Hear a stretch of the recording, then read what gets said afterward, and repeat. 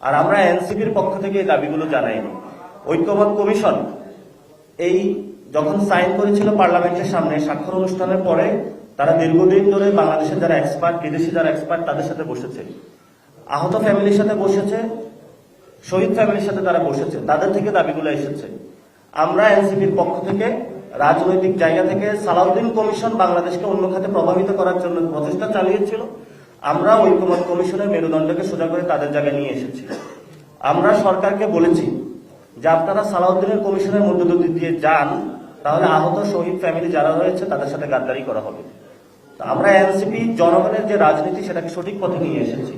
ফলত আমরা তাদের কাছে আহ্বান রাখবো যে আপনি এটা কোনো দল হিসেবে দেখবেন না, এটা হলো বাংলাদেশের জনগণের একটা ভয়েস আমরা দিয়েছি। আপনারা যদি আগে বাস্তবায়নের প্রক্রিয়া সালাউদ্দিন কমিশনে আলোচনা হতো তাহলে তো কোনো সমস্যা ছিল না, সেখানে তারা একটা সিদ্ধান্তে আসতো।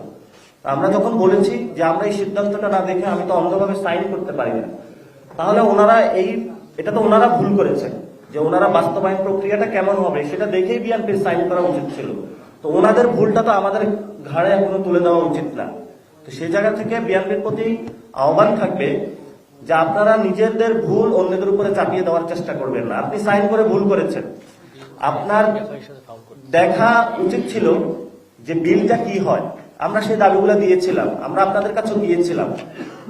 তো এই জন্য হলো, যদি দীর্ঘদিনের পুরাতন রাজনীতির দল বলে সব জানতা আপনাদেরকে মনে করুন, মাঝে মধ্যে খেলতে গিয়ে একটু ভুল করে ফেলেন। এখন এবার ভুল করে ফেলেছেন, এবার ভুলের কাফারা আপনারা আদায় করুন, জনগণের সাথে আসুন এবং জনগণের পক্ষে থাকুন। আর এখানে তো রেফারিকে ফাউল করতেছে, রেফারিকে তো দায়িত্ব পালন করতে দিচ্ছে না। ছিল ঐক্যমত কমিশন, বানিয়ে দিচ্ছে সালাউদ্দিন কমিশন।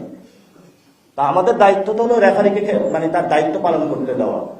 সেজন্য হলো উনি এটার মাধ্যমে আসলে যখন বলতেছেন অনৈক্য, এখন বিএনপির কথা যে জনগণের বিপক্ষে গিয়ে বিএনপি যদি একটি কথা বলে আর জনগণের পক্ষে কথা বললে যদি অনৈক্য সৃষ্টি হয়, আর এটার মাধ্যমে তারা হলো জুলাই চার্টার হলো ভন্ডুল করে আওয়ামী লীগকে ফিরিয়ে আনার প্রচেষ্টা বাংলাদেশে চেষ্টা চালিয়ে যায়, সেটা তো আমরা বাংলাদেশে হতে দিব না।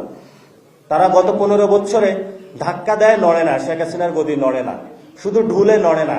কারণ এই দিনের বেলায় গদি হলো ঢুলাতো, রাতের বেলায় আবারই গিয়ে হলো গদিটা ঠিক করে দিত।